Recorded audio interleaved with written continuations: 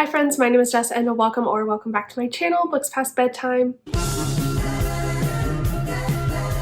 In today's video, we're going to be talking about some new book releases that are coming out over the next 3 months over this spring season. So I'm going to be talking about books that are coming out in April, May, and June. Now, over the past couple of months, my reading has definitely shifted a lot into two main categories, I would say. So for the most part, I have been reading romances and thrillers. So that is all I'm featuring on this list today. I'm going to split it up into sections. So the first books that I'm going to talk about are going to be like romances and contemporary releases that are coming out that I'm excited about, and then the second section will be thriller books that I'm excited about that are coming out. So if you're only interested in like one topic or the other, feel free to like use the timestamps in the description down below and skip to that section. That's what they're there for, because this video is about books that I'm excited about, but hopefully you will find some to add to your TBR as well. And with that, let's just jump right into the romance books that I'm looking forward to. So the first book on my list is The No-Show by Beth O'Leary. This is an adult rom-com that comes out on April 12th. Now, just looking at the description of this book, I wasn't quite sold on it, but I have seen some really good reviews from people that I trust, and I did really like Beth O'Leary's, I think it was her debut, The Flat Share, that came out a couple of years ago, so I wanted to give this one a shot. I'm also super interested in reading all of the Goodreads Choice Awards in the romance category this year, and so I kind of feel like this one will end up on there, so I'm putting it on this list as well, because hopefully I will read it before the end of the year.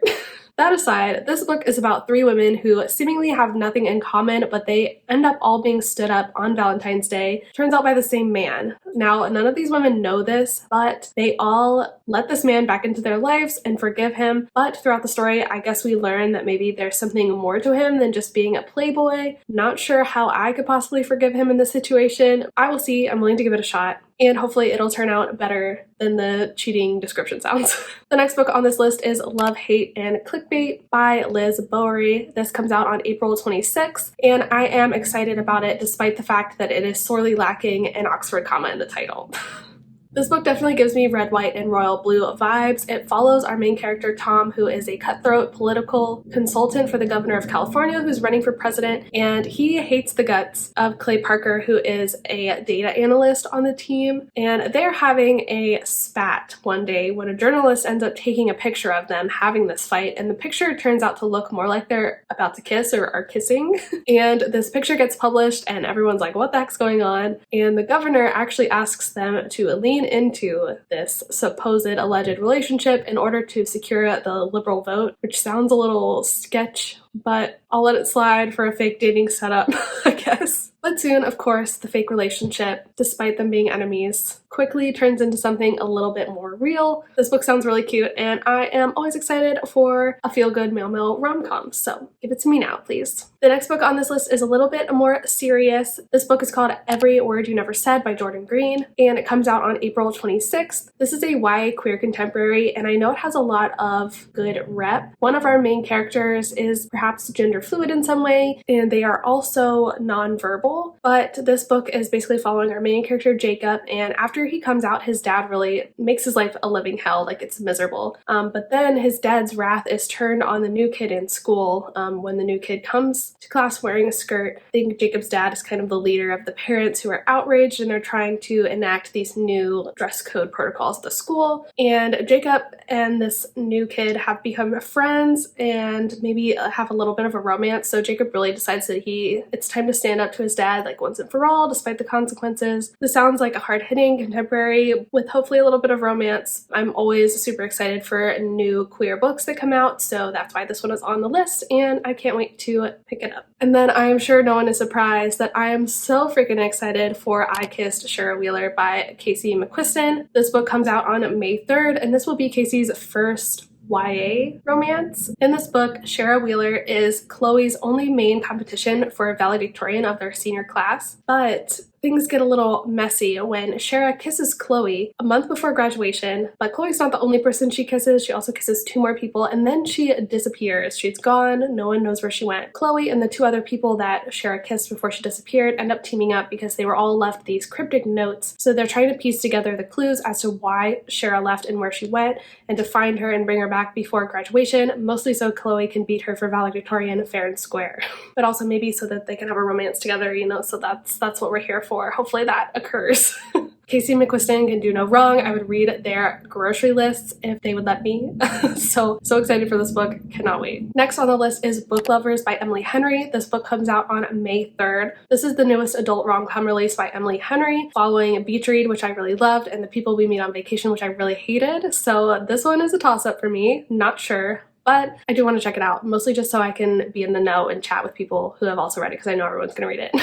This is an enemies to lovers story following these two people who are in writing, which I do like that she always has characters that are writers or in the writing sphere in some way. We're following Nora and Charlie. Nora is a literary agent and Charlie is an editor, and they both like know each other from back in the city, but Nora is on this getaway with her younger sister in this small town in North Carolina, and unfortunately she runs into Charlie and they like hate each other's guts. They have some kind of weird, like they haven't hit it off anytime they've met, so they don't really like each other, but then they keep like running into each other in this small rural town in North Carolina, and they're like, what the heck, get away from me. But after being thrown together again and again, they begin to realize maybe that they have feelings for each other. It sounds pretty cute. I always love an enemies to lovers kind of deal, and that was more along the lines of Beach Read, which I liked more than People We Meet on Vacation, so I'm hopeful that I will like this one. Next on my list is Never Been Kissed by Timothy Janovsky.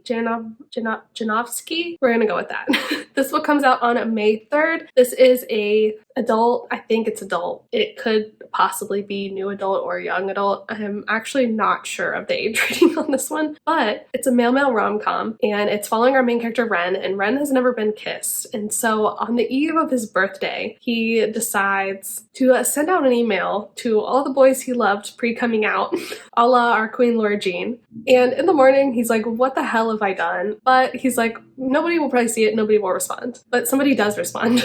And that is Derek, who is Ren's #1 pre-coming out crush. Derek does not reciprocate his feelings, which, ego blow. But Ren's like, okay, whatever, let's move on. But then him and Derek are thrown together in this project to save their local drive-in movie theater. And the more they work together and the more time they spend together, maybe they actually do both have feelings for one another, and Ren might get his like dream credits rolling first kiss. I don't know, this sounds YA now that I'm describing it, so, but hopefully it's at least new adult, whatever.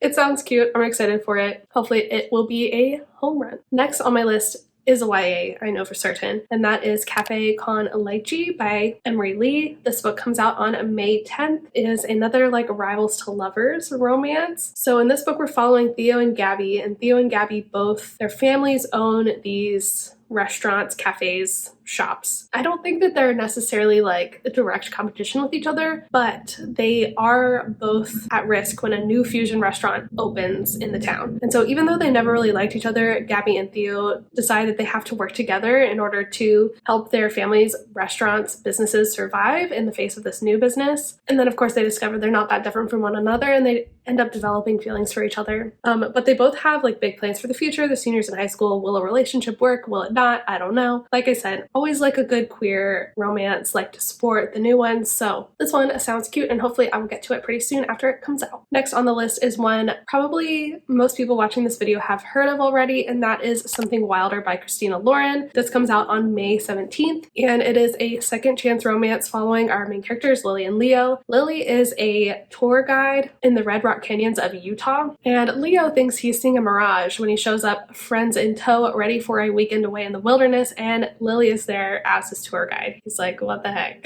Lou and Lily have a past. They had a romance. She was the one that got away from him, and she ended up heartbroken by him. So she draws a line in the sand. She is not ready to delve into their past. Whereas Leo, on the other hand, would really like to reconcile and get her back. Of course, the trip ends up going horribly and hilariously wrong, and presents a chance for Leo and Lily to work together, put aside their differences, or maybe come to understand what happened in the past and reconcile in order to work together and save the trip. I like the idea of the setting. This sounds pretty cute. I don't know about the second chance romance kind of deal. I did not like Love in Other Words by Christina Lauren, which is an unpopular opinion, and that was like their big second chance romance book. So I'm not quite sure, but I do think this one sounds good, so hopefully I'll like it. Next on the list is A Little Bit Country by Brian D. Kennedy. This book comes out on May 31st and sounds like a good old time. So in this story, we're following our main character Emmett, and Emmett's biggest dream is that he wants to become the biggest gay country music star.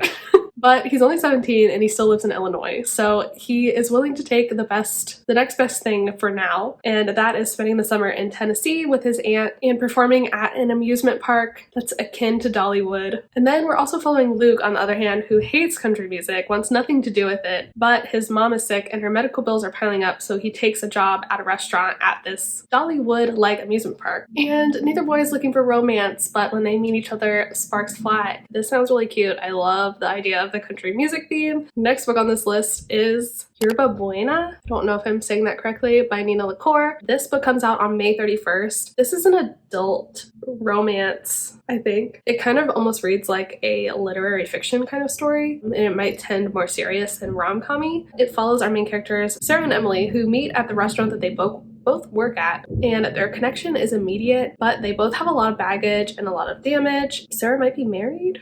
Question mark?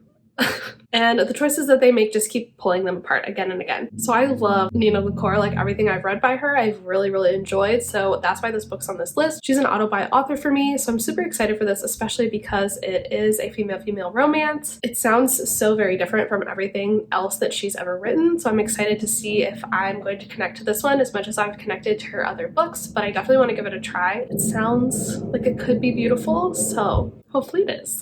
Next on my list is Home Field Advantage by Dahlia Adler. This book comes out on June 7th. I absolutely loved Dahlia Adler's release last year, Cool for the Summer, so I'm super excited for this one. It sounds right up my alley. This is a queer YA contemporary. It takes place in this small town where the star quarterback is tragically killed in a car accident. His spot is then taken by a girl named Jacqueline, and the town is in an uproar. All hell breaks loose. The players refuse to be led by a girl. The cheerleading squad is mad that the traditions have been trampled, and everyone wants Jacqueline off the team. So Amber is the head cheerleader, and she realizes that the only way she can stay on the squad and maintain her friends is if she helps with this campaign to get Jacqueline off the football team. But the problem is Amber and Jacqueline behind the scenes are falling for one another, so complicates matters a little bit. Like I said, I loved Dahlia Adler's previous release. This sounds really good to me. Definitely be getting my hands on this one as soon as I possibly can. And the final book in my romance contemporary little genre of new releases is Sometime in Summer by Katrina Leno. This comes out June 28th. Katrina Leno is another one of my auto-buy authors. I have absolutely loved everything I've read by her in the past. I am not quite sure what this book is about. I couldn't get a good read on it when I was researching for this video,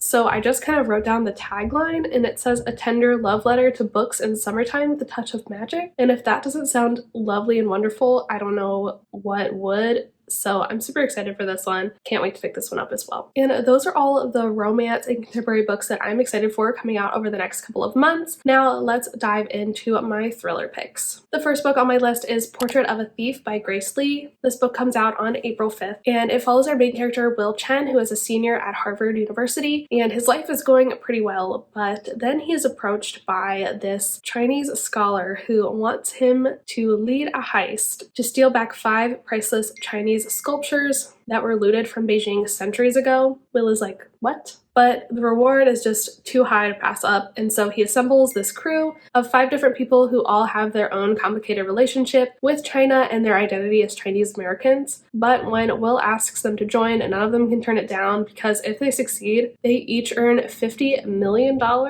and a chance to make history. But if they fail, it will mean not just the loss of everything they've dreamed for themselves, but also yet another thwarted attempt to take back what colonialism has stolen. This book sounds amazing on so many different levels. I can't wait. I think this book will be really good. Next book on the list is a little less serious, but that is Insomnia by Sarah Pinborough. This book comes out on April 12th, and it follows this woman whose past is haunted by the fact that her mother had insomnia when she was a kid and ended up turning into a monster and hurting her family right around her 40th birthday. Now, Emma, our main character, is now turning 40, and she is also suffering with insomnia. So she is wondering if she's losing her mind, if she will end up like her mother, turning into a monster and hurting her family. I have not actually ever read a book by Sarah Pinborough, which is kind of shocking because she is a pretty popular thriller author, but I feel like this one sounds pretty good and pretty creepy. Like, it has the potential to freak me out a bit, so I'm super excited for this one. I think it'll be good. Next on my list is The Drowning Summer by Christine Lynn Herman. This book comes out on April 19th. This book takes place in Long Island, where 6 years ago, 3 teenagers were murdered. Their drowned bodies were discovered with sand dollars over their eyes, and this mystery was technically never solved, but according to everyone in the town, Evelyn's father was the one that did it. His charges were dropped because Evelyn summoned a ghost to clear his name, and she swore that she would never call the spirit again, but she is going to do just that. And when she summons this ghost again, everything goes horribly wrong,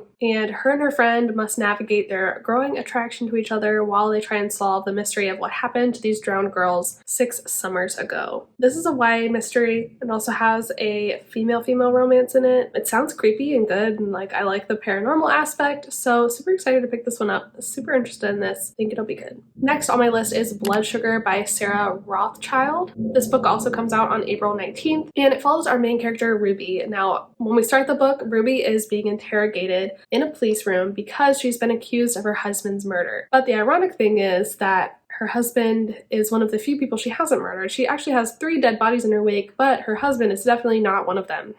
So she's determined to clear her name because why would she want to go to jail for something she didn't do? This book sounds good. It definitely gives me maybe They Never Learn vibes. I'm interested to see who else she has murdered and why. I think this one will be good. It's very intriguing to me. Next on my list is An Honest Lie by Tarryn Fisher. This book comes out on April 26th. And during a girls' trip to Vegas, Rainie's best friend never comes back to the hotel room. And quickly, Rainie discovers that her best friend has been abducted, but actually the abductors were after Rainie because of something from her past. I don't know why she makes that connection, but that's what the description says. Tarryn Fisher was not a hit for me with the wives, but I think this one sounds kind of good, and I feel like it might end up in the thriller category at the end of the year for Goodreads, so I'm gonna read it.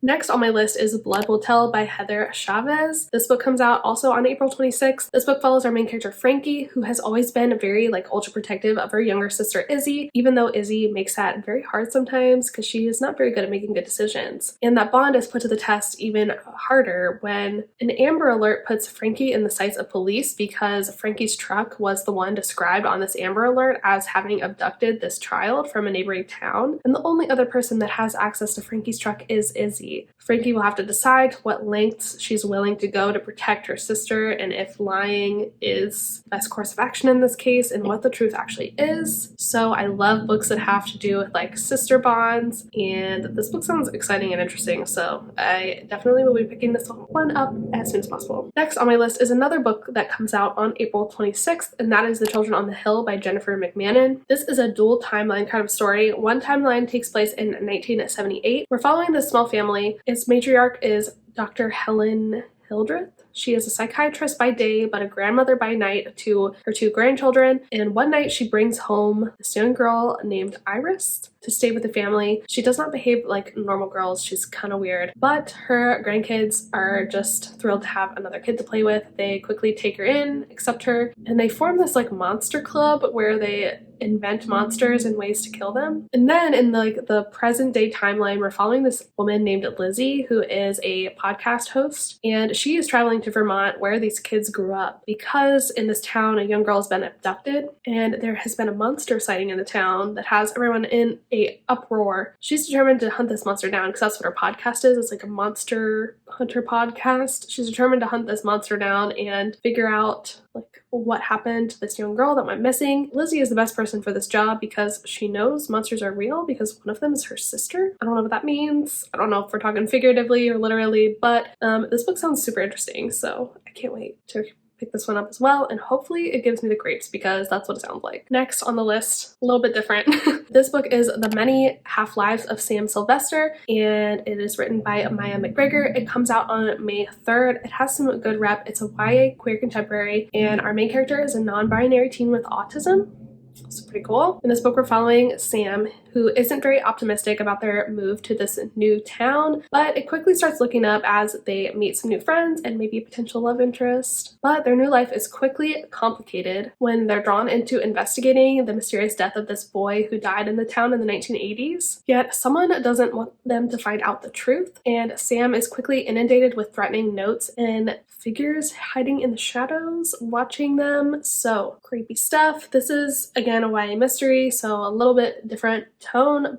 Some YA mysteries just hit sometimes, so I'm super interested in this one and can't wait to pick it up when it finally comes out. Next on my list is My Summer Darlings by May Cobb, who is the same author as The Hunting Wives, which came out last year or the year before. This book comes out on May 17th, and in this book we're following 3 lifelong friends who live in the suburbs, and their lives are shaken up when this sexy new stranger moves into town. All 3 of the women form this new close relationship with him, and their fascination with him turns into obsession, and it threatens their friendship with one another because that's what happens in these kinds of situations. But this man abruptly pulls away from all of the women, and they're left reeling. They're like, what the heck happened? Where'd you go? And the truth seems to be much more sinister than they could have expected. So this sounds like a lovely rich person drama, psychological suburban thriller, so I'm super excited for this. This is not always my cup of tea, but this one sounds good to me, so I am super excited to see if it lives up to my expectations. Next book on this list is Games for Dead Girls by Jen Williams, which sounds so good. I'm so excited for this one. It comes out on June 7th, and it follows our 2 main characters, Charlie and Emily, and when Charlie and Emily were 11, in an attempt to get rid of Emily's abusive father, they performed a ritual to summon this urban legend. They end up tragically killing another young girl in the process. Now, years later, Charlie has returned to her hometown. For one, she's writing a book on the folklore of the area, so she's there to research, but she's also there to clear her name because Emily has recently come out with this memoir about the incident that lays the blame squarely at Charlie's feet, so she's determined to go back and find some evidence to prove her side of the story. While there, she's quickly drawn into this case of several girls that have gone missing in the town, and Charlie is set on discovering the truth and ends up exposing some very dark secrets about the town. So I love creepy folklore stuff. It's always been something that's freaked me out, so this one feels very promising to actually scare me, so I'm super excited for this one, and I think it sounds super interesting. And next, possibly one of the books I'm most excited about on this list is The House Across the Lake by Riley Sager. This book comes out on June 21st, and in it we're following Casey, who is a recently widowed actress who's trying to get away from some bad press she has received recently, so she goes to stay at her family's lake house in Vermont. She's armed with a pair of binoculars and plenty of liquor as she spies on the neighbors across the lake, Tom and Catherine Royce, who are very glamorous and seemingly have a perfect marriage, but then Catherine goes missing, and Casey becomes obsessed with finding out what happened to her, and the truth is a little bit darker than she anticipated. But we've also got the weird unreliable narrator thing going on because Casey's obviously a drunk. I've loved every book I've read by Riley Sager except for Final Girls. I didn't like that one, but all the others I really enjoyed. I actually recently made a video ranking all of Riley Sager's thrillers, so if you are interested in that, you can check that out there. Or there? I don't know. Whatever. Riley Sager can do no wrong. Can't wait for this book. Next on the list is Bad Things Happen Here by Rebecca Barrow. Rebecca Barrow released a YA contemporary in 2020, I believe, or I read it in 2020. That was so good. It's one of the most underhyped YA contemporaries ever. I loved it so much. It was amazing. So I was super excited to hear that she was releasing a YA mystery thriller, and that's what this book is. Comes out on June 28th. It follows our main character Luca, and Luca lives on this cursed island. Well, she knows that it's cursed, but to the outside world it seems like an idyllic vacation spot, I think. Its history is scattered with the deaths of many young girls. And when Luca comes home one day to police cars outside of her house, she knows that the curse has struck again, but this time it has struck her younger sister, Whitney. And Luca is determined to take the investigation into her own hands and find out what happened to her sister, and she'll come face to face with a curse that she's been running from her whole life. I'm super excited to see how Rebecca Barrow handles this mystery thriller book. I think it's going to be good. And last but not least, I have One of the Girls by Lucy Clark. This book also comes out on June 28th. It follows 6 women who travel to Greece on a supposedly perfect weekend trip. It's a bachelorette trip. They're celebrating their friend Lexi's upcoming wedding, but each woman is hiding a secret. One of them does not want the marriage to happen at all. One of them won't leave the island alive. This definitely gives the guest list vibes, but I also like the idea of it being set on a Greek island. Those vacation vibes sound so fun, and the cover is beautiful. I'm really excited for this one. I think it sounds really good and just a fun time to read at the pool this summer. And those are all the books that I'm excited for that are coming out over the next couple of months. I hope you found a couple to add to your TBR. I do these videos every 3 months, so if you like them or if you want to see more bookish content from me, definitely subscribe to my channel. Love to have you here. You can also follow me on Instagram to keep up with me on the day-to-day. I post what I'm reading pretty much every day over there. I try to anyway. Yeah, that's pretty much it for me today. Thank you so much for being here and watching my video. And yeah, I will see you in the next one. Bye.